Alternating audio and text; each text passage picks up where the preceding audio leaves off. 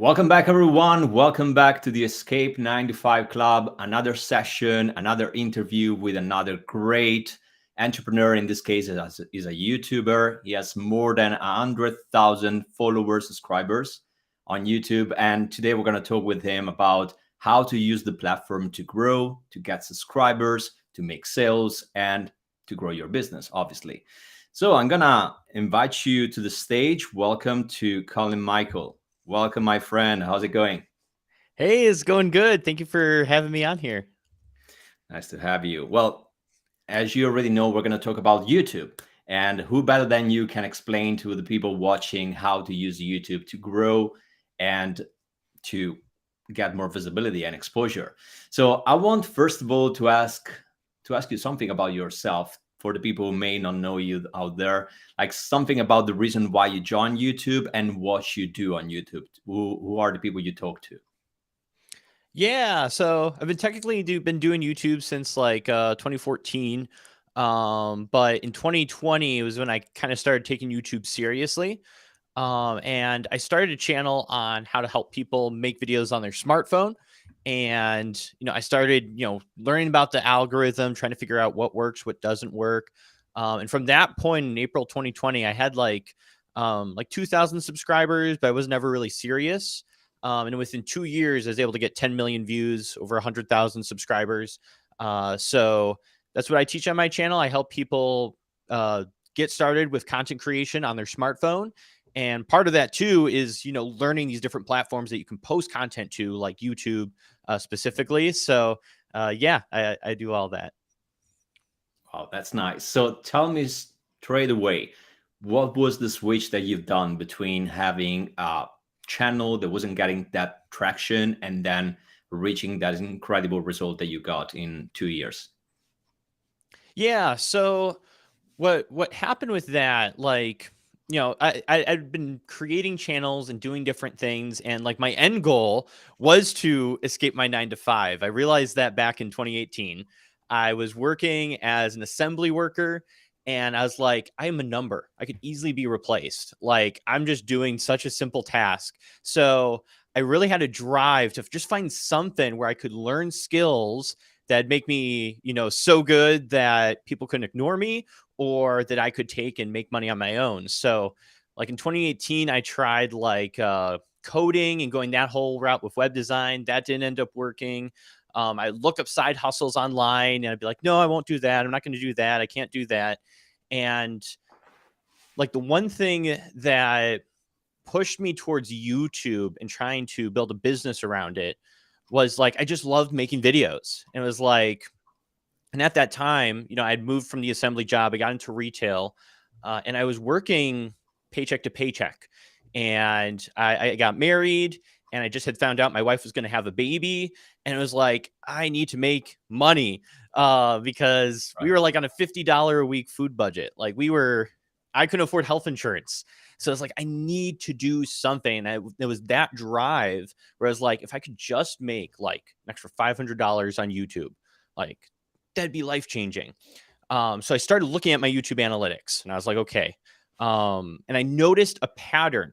I noticed on my channel, all the few times I gave up and quit and gave up and quit, like I had amassed 2,000 subscribers. So I was like, okay, how did this work? How did I get these 2,000 subscribers?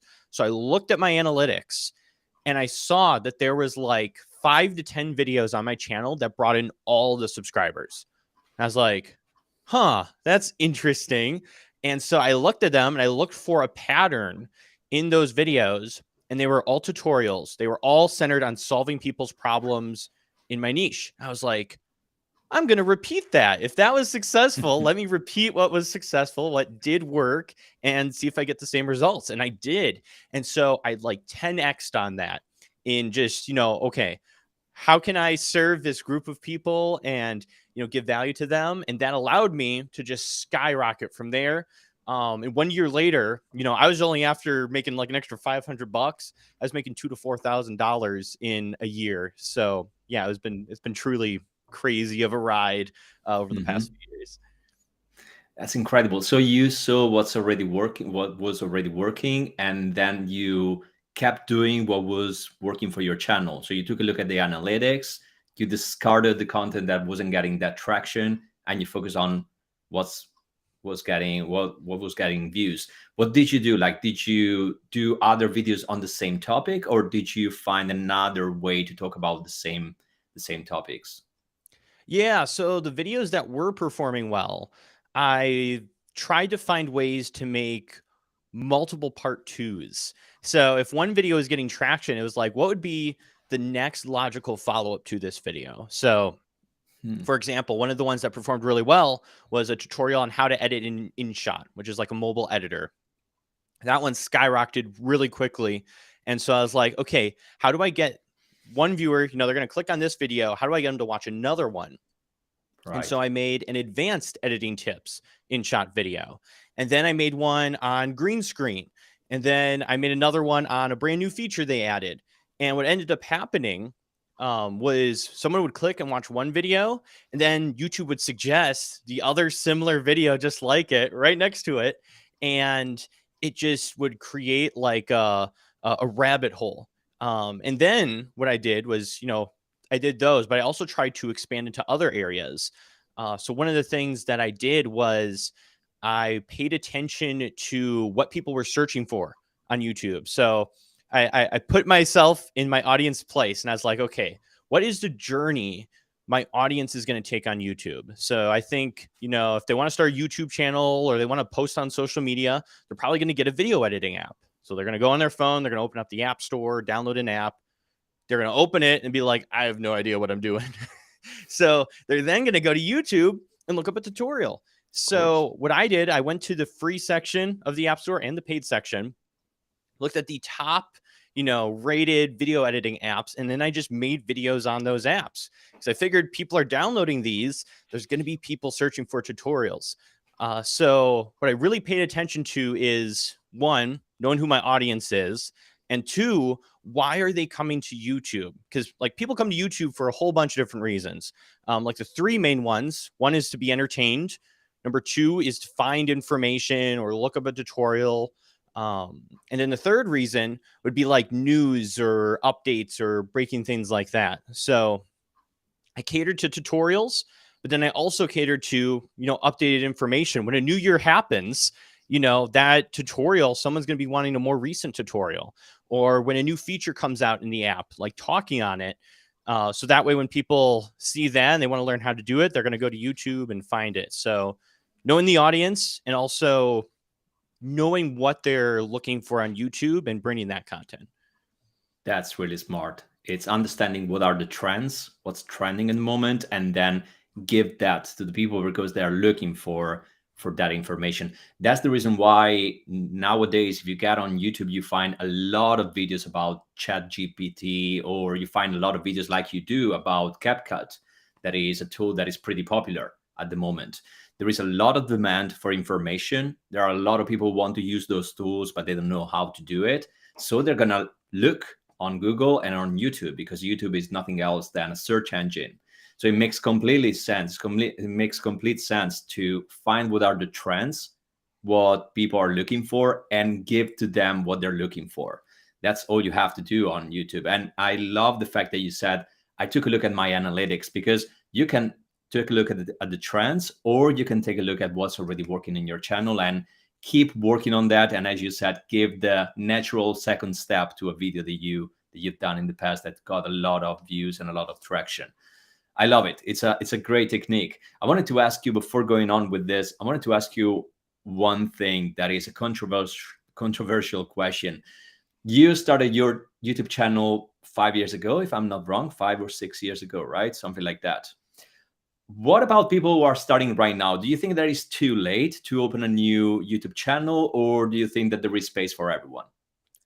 I don't think it's too late to join YouTube. I think there is space. Um, and the main reason why is, like, let's say there are people already in your niche and they're performing super well. Or maybe you're a business owner and you see that there's other businesses like you already covering that content. But on YouTube, we don't really look at that as like competition. We'll say competition in quotes, but it means that there's demand for that content out there. Like when I see other people putting out like videos on CapCut and how to edit, it means there's going to be a bigger community of those people on the platform who YouTube can suggest my content to. The bigger concern is that it's not saturated. Because then that means there is no demand on YouTube per se. You know, there might be people looking for that content and it doesn't exist, but YouTube's been around for, you know, like however long, like 15, 18 years or so. So like all the content's usually on there. There's already niches and things set up, but it's still alive. You can still grow on the platform. And I think it'll never necessarily be oversaturated because you're unique. You have your own unique personality and take on things to where, you know, I can watch 5 different tech reviewers and they might all talk about the same product, but each one is going to have like a different value that they bring to the table and they have their own unique perspective that I want to hear. So I don't think it's ever going to be too saturated. The best time to get on YouTube was probably like, 5 or 10 years ago. The second best time is today would be my thoughts. Totally agree on that. Totally agree. And until you don't try, you never know what's going to happen. Until you try, you never know what's going to happen, right? So it makes sense to start, to give it a try, give it a little bit more than a try, and see if it's going to be your channel, it's going to be your platform or not. Otherwise, if you have to stop yourself because you think YouTube is overcrowded, is saturated, and you don't start for that reason, well, you know what is the result, right? You're not going to get any views. You're not going to get any attention from anyone. So totally agree with you. Like the right time was years ago, but the second right time is starting right now. Going back to creating content, and then maybe we can answer some questions about beginners on YouTube and tell them what they have to do step by step. But going back to creating content, what was I would say the most challenging part of being a content creator? What is the thing that you're still struggling with that is difficult to handle being a content creator? Oof. So I think there could be 2 things that I could put in that category. One is consistency, like showing up all the time and, not letting that up. I feel like I would have been further along if I wouldn't have given up so many times. Like if you go back, my channel was created 5 or 6 years ago. But there was like at least 2 or 3 times in that period where I would post videos and stop. I didn't post anymore. I gave up and I would come back and try YouTube again and give up, come back, try YouTube again, give up. And if I would have remained consistent, I feel like I would have grown more. And that probably leads into part 2. The thing I'm learning is just learning the skill set is still a struggle, because if you're doing it all on your own, you are the cameraman, the lighting person, the editor, the thumbnail designer, the copywriter for your titles and persuading people to click. There's so many different, the idea generator, coming up with good ideas for your videos, the researcher for figuring out, okay, what are people in my niche or in my audience group interested in watching right now on YouTube. So there's so many different hats you have to wear. So I think consistency and posting, I believe quantity leads to quality, because it's more chances to practice. It's more chances to learn. Okay, I put out content. What went wrong? Was it my thumbnail was poor? Maybe I talked too long on one point. You can go back and find 1%, just one way to improve every single video. And you're just going to evolve over time into getting good at this. And that's really the only way you can learn, is you just got to jump into it and start doing it. Even if it's, I like to think just any kind of progress is good progress. Like just get out and put out content. And that's still something I'm struggling with. Like right now for me, one of my focuses is coming up with really good topic ideas. Because I believe topics are like one of the most important parts of a YouTube video, is choosing the right topic. And so I'm constantly learning there. And it's the constant struggle, but I think as long as you're pushing through 1% better, you're going to look back like a couple of years from now. If you watch my first video I published to the first video, the video I put out like a week or so ago, they look completely different. And it was progression. I didn't go to college for filmmaking or anything like that. Like it was just taking the time to be consistent and learn it all. I love what you said. Quantity leads to quality, and it's true. It's true. You have to practice, practice, practice, make mistakes, cringe watching the first videos that you've done for your YouTube channel, but this is the only way to get better, right? Since you talked about consistency, I have a question about that because I know that many people are wondering how many times they should they should upload videos on the platform. So did you come up with a secret recipe about how many times you have to post a video per week, or a video, or how many video you have to post per month?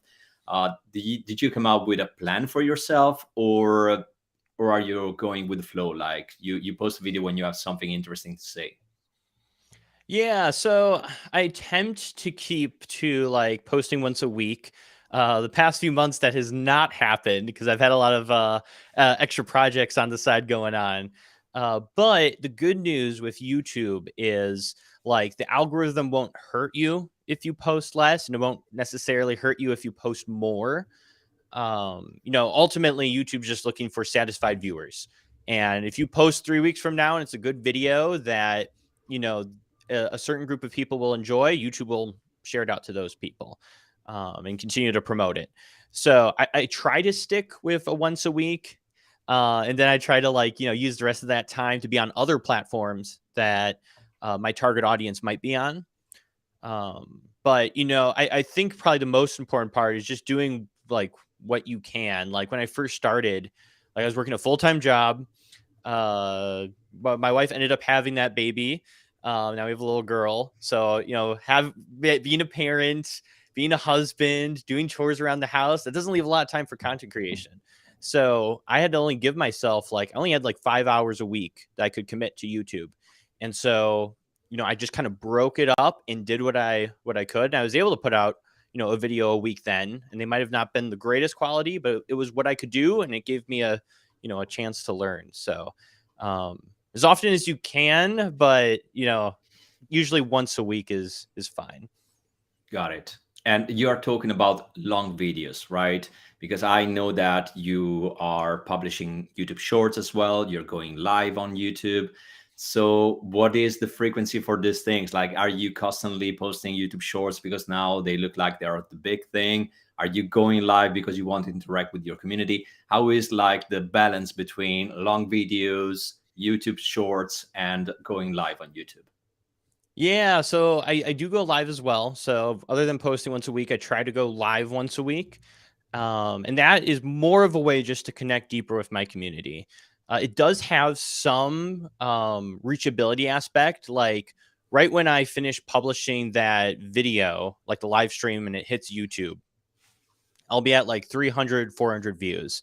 But then that live stream will go to get 1,000 to 2,000 views because, I usually choose a topic that people might be looking for. So they might click on a live stream and watch it.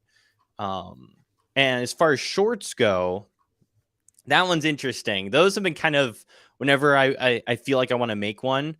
Like right now, if I ever have like a thought that I think would be useful for my audience, I'll just create a quick short on it and I'll just speak that thought out. You can easily add like auto captions using software like CapCut. So, that takes like 10 seconds and then I can just upload that to YouTube Shorts. And that might perform, it might not. But from what I've seen, Shorts bring in subscribers. It's a really easy way where if a video does, go viral, that you can really grow your following. I don't have a short strategy yet, but it's in the works because now YouTube Shorts are monetized. So you can now start making money from your shorts. And YouTube claims that you can make a full-time living off of YouTube Shorts. So they believe it's going to be something where you can make a good amount of like ad revenue from it. So my goal in the future here is to whatever money I make from YouTube Shorts to invest into an editor to where all I have to do is record the Shorts content. Someone can take care of editing it and then I upload it. And I might be able to get into a schedule where I can do a short a day. And then, it's basically like an automated process. Other than me coming up with the content and recording it, someone's going to take care of the editing part, which might get, it's less time I have to be involved, and it's funded, and it can just I'll always have content going out, potentially to go viral. So I'm sure that'll go into effect shortly, but as of right now, I haven't seen any YouTube ads pop up in the Shorts feed, so I don't know if Not yet. when that's going to happen. Yeah, not yet, not yet. Um, and I would say to the people who are not in the position to hire someone and delegate this part of video editing, right now, as you said, Colin, as you said, it's really simple to create a short. First of all, your short doesn't have to be perfect. You don't have to be blocked by imperfection, because shorts are shorts. It's something that you do with your phone. So you can, as you said, you can use it as a video diary. Like, there are people that are taking notes on Twitter. They're putting their notes, and they see what is getting traction, and then they create other content based on the tweets that are getting a lot of views. You can do the same exact thing with shorts. Shorts could be a way to test topics, see what's getting views, what's getting attention, and then transform what's getting attention into long videos. So that's another way to use shorts. And by the way, you don't need to do much to edit a short, because there are great tools like CapCut that is super simple to use. It makes you create a short in a matter of 10 minutes, even less than that. I personally use the script. That is another tool that is super simple to use. It automatically create the captions, and you work on the copy instead of working on the video. It's a complete different approach to video editing. I mean, there are tools out there that are going to make your life easier. So don't be afraid of creating something that is imperfect, because shorts are created for that purpose. Like, it's something that you create on the go with your phone, with the camera of your phone, so you don't have to put much attention, effort, and time into them. So just do them. Right now they're going really well. Actually, my most popular video is a short. I got the short, it got super viral, and now I'm getting a lot of subscribers just because of that short, and I just created it in 10 minutes. So you never know what's going to happen. Anyway, Colin, let's go back to people who want to create a YouTube channel right now. I know that there are people watching that or who already have a channel, but I'm sure that there are many people who don't have a channel. They still have to start. They don't know where to start. So what kind of suggestions would you give to these people? Or rephrasing the question, what would you do if you have to start a channel right now from scratch? Yeah. So let me give you a few steps that I would take if I was starting a channel from zero. The first one is I'd get very clear on who my audience is. So what I'd do is I'd get like a Google Doc sheet, and I'd put target audience on the top, and I'd literally go through and I want to give them a name. I want their age, I want their income, I want their pain points, their end goals. I want to get as specific as possible with this person. Like, what Facebook groups are they a part of? What YouTube channels are they currently watching? And what are some of those, top performing videos on some of the competitors' channels? And I just want to create this huge document so I know exactly who that person is. I feel like a lot of people go into YouTube and they have no idea who they're making content for, or they're just making content for themselves. So with that, like, you're going to upload a video, but then no one's going to see it. And that's why a lot of people don't get views, is they're not thinking of that end person in mind. I know when I did my channel, I was like teaching filmmaking. I was uploading like filmmaking shorts from my smartphone. I was teaching smartphone photography. Like, it was all over the place. But once I created that target persona, and I was like, why would the video editing person care about smartphone photography? Like, they might, there's a chance that there might be a few people in there, but there's a bit of disconnect. One person's trying to learn this skill, and now you're going off into these other areas that are completely different people. So I think number one, you got to get very clear on who you're trying to reach. And number two, which kind of ties into one, is doing recon and research. You need to go to those channels that are already successful in your niche, because they probably exist. You want to look at the smaller channels, medium sized, the giants that are out there, and you want to look at their most popular uploads and see what were those top performing videos, what worked. And what you'll notice between all those channels, a lot of those ideas they chose are very related to the other channels in your niche. They've all covered that topic and they've all blown up. And I've seen that in my own niche, where people are talking about, best video editing software for iPhone. and I'll see that consistently in all of my competitors. And it's like, oh, I better make a video on, best video editor for iPhone and different things like that. You also want to look at the comments, because that's your audience commenting on your competitors' videos. What are they saying? What are they talking about? What further questions do they have? You can go to the YouTube community tab, and you can see there was one time in the community tab, one of my competitors posted, what's your biggest problem that you're struggling with on YouTube? And there were 200 comments of my target audience, the people I'm trying to help who are trying to grow on YouTube, and all their pain points are just listed there. I went through it as screenshot with my phone and threw it into a document. I was like, okay, here are all these common problems that they are facing. How do I make solutions to those problems? Because if they have that, they're probably searching for it on YouTube. Or if they come across my channel and go through my videos or through my playlists, I can have a whole playlist covering all these major problems that new creators face. And they'll be like, oh my word, this person knows exactly who I am and the information I need. I'm going to subscribe. I'm going to follow this person. I'm going to join their email list because they are solving my problems. They're helping me go from A to B.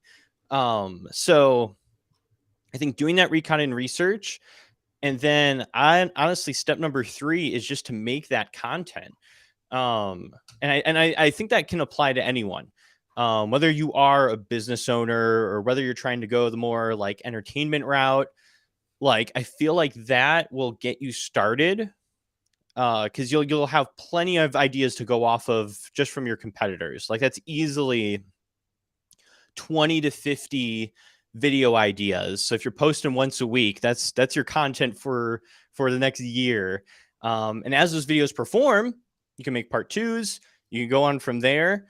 You can start getting better at content creation, because you might have the good idea. You just might not be there with your thumbnails and your titles and hooking the viewer right in at the beginning. But I think that'll give you the push forward, where you can look at your competitors. And I don't know if I clarified this, but like not only looking at those top performing videos, but looking at how they design their thumbnails. How do they hook the viewer? What is their editing style?